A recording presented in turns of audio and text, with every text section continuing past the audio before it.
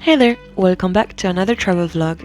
In this video, we are heading to Normandy to enjoy fall in this beautiful northern region of France. Come along as we explore Honfleur, Caen, Portbail and Bayeux.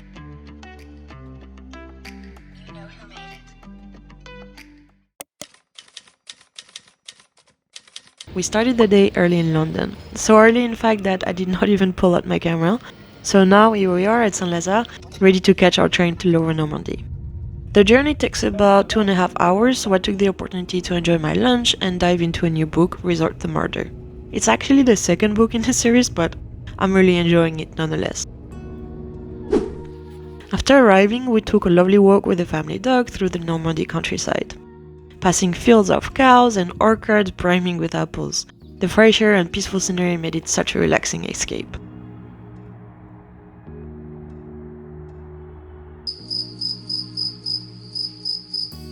We decided to head to the coast since you're never too far from the sea in Normandy, and we arrived in Honfleur. It's one of my favorite harbors in the area, if not my absolute favorite. This charming port town boasts a picturesque old harbor, historic architecture, and a rich artistic heritage. Of course, it was raining when we arrived, quite typical for Normandy, especially in the fall. We took a stroll around the Vieux Bassin, where wealthy families once built their multi-story homes tightly packed along the waterfront. Apparently, owning a front row home overlooking the boat was a real status symbol back then.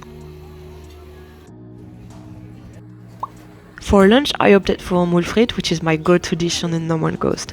Considering how often it's on the menu, I'd say it's also a pretty popular choice here. Honfleur's beauty has always attracted artists, and you can find their work throughout the town's museum and galleries. The town is especially proud of its Impressionist roots. Eugène Boudin, Claude Monet's mentor, was born here, and Monet himself often came to the Ferme Saint-Siméon, just above Honfleur, to paint the stunning light over the Seine estuary. Afterward, we continue a walk along the Vieux Bassin and explore some of the local shops.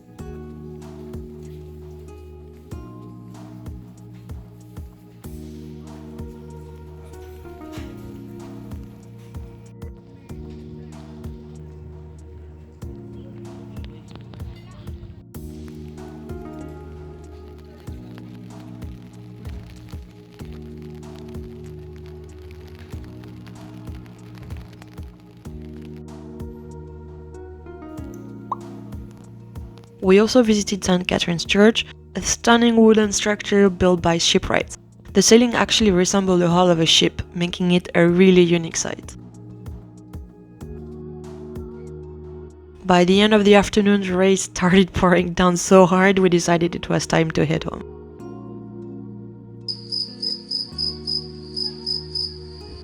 We spent this day exploring Caen, the capital of the region, and famously the city of William the Conqueror. The city center was beautifully rebuilt after World War II, and it's a vibrant place to visit with plenty of museums, shops, restaurants, not to mention the lively university scene. Our first stop was the Mens Abbey, which William the Conqueror commissioned in 1066 to win back the Pope's favor after marrying his cousin, Matilda of Flanders. It began as a Norman-style structure, but was completed in the Gothic style in the 13th century. The abbey is a beautiful mix of Norman simplicity and Gothic intricacy. Today, the nearby monastic buildings house Caen Town Hall,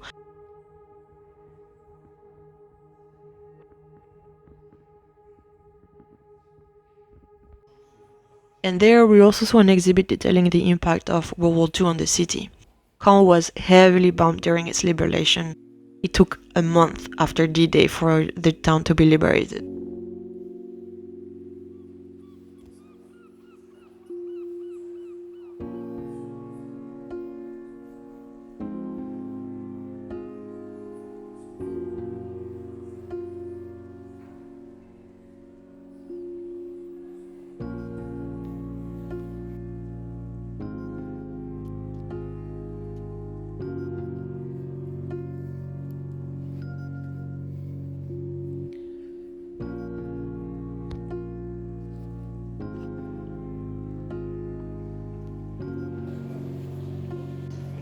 There was also an exhibit on Josephine Baker, the world-renowned performer, World War II spy, and civil rights activist.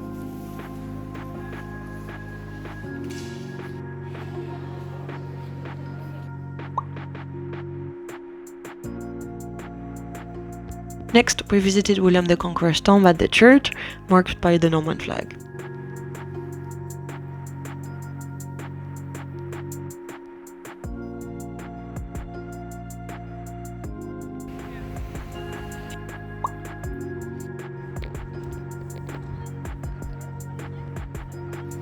Afterward, we made our way to Place Saint-Sauveur, which is a great spot for outdoor dining in summer.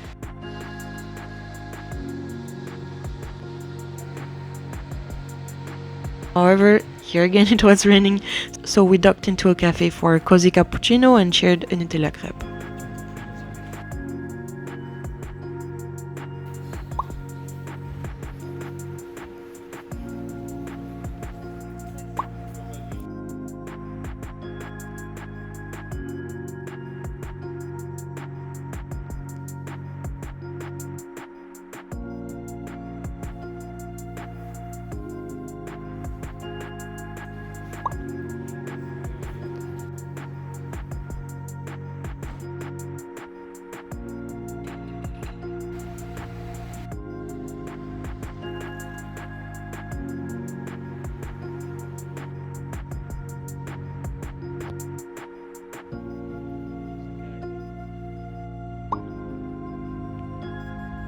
Once the rain stopped, we headed to William the Conqueror's castle, which is one of the largest wall fortresses in Europe.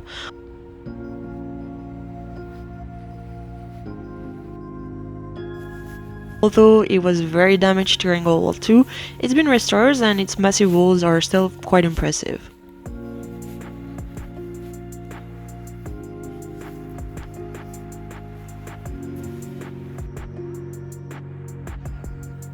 Inside you can visit two museums, the Fine Art Museum and the Musée de Normandie, which covers the region's history.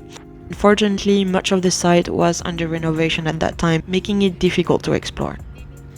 Right next to the castle is Vosges, which is probably like my favorite neighborhood. In Caen, it's quite medieval with these Caen stone houses. It's now a trendy area with plenty of bars and restaurants, and a fun fact, Edith Piaf used to visit her grandparents, who run a cafe here.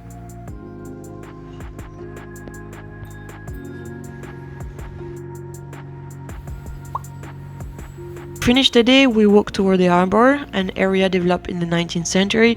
Today is also another popular spot for dining and nightlife.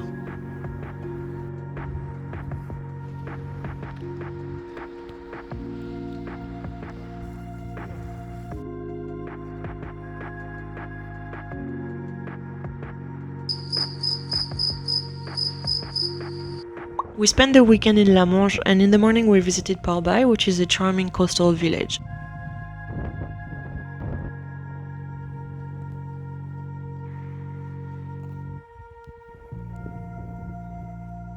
It sits on natural harbor with dunes to the south and salt meadows to the north.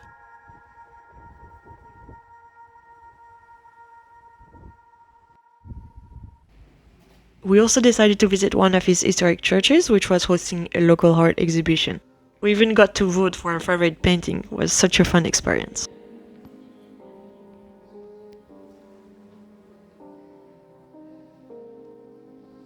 The village has a rich history from its day as a Gallo-Roman trading port to its Viking past.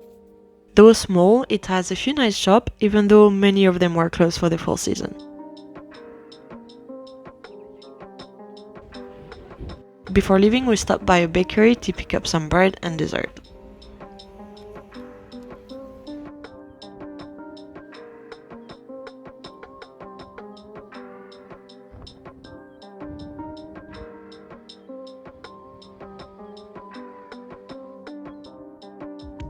Back at the cottage, we had a delicious lunch of tournedos with homemade fries, followed by coffee eclair for me and a millefeuille for my boyfriend.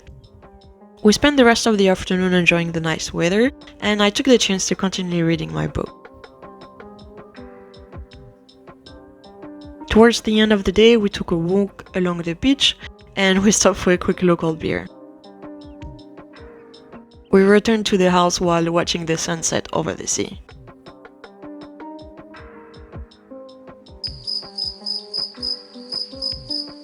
For our last morning, we had breakfast at a cafe before grabbing croissant from the bakery.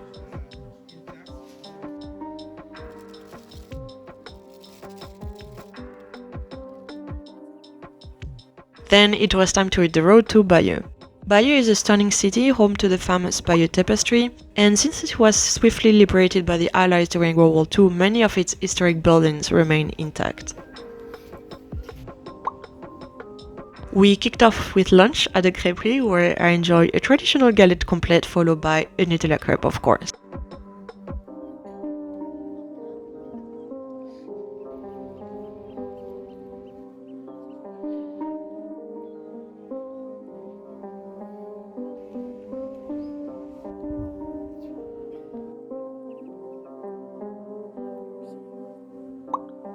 Next, we visit the Bayeux Tapestry.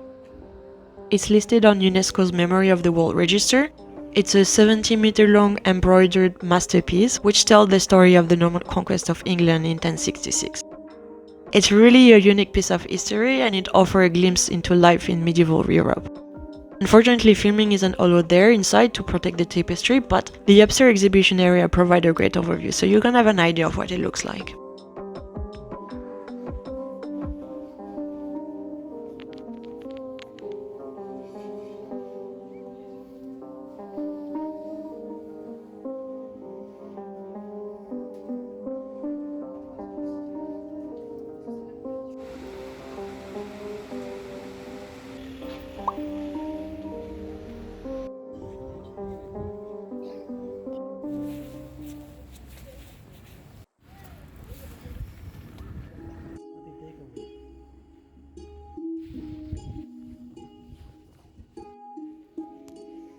Afterward, we visited Bayeux Cathedral, which is topped with a stunning copper-covered tower. The cathedral on its lower levels date back to the time of Bishop Odo, while the interior is full of beautiful details. My favorites were the colorful stained glass windows.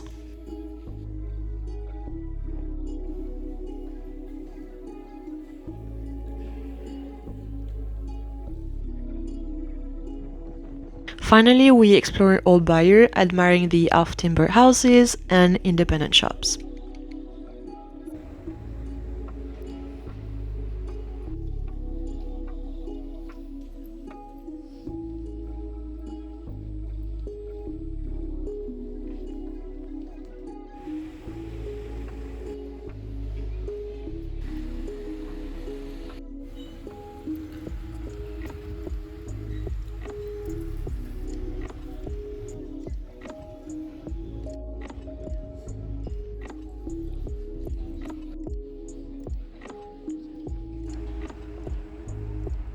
I hope you enjoyed coming along on this fall adventure through Normandy, and I'll see you in my next video.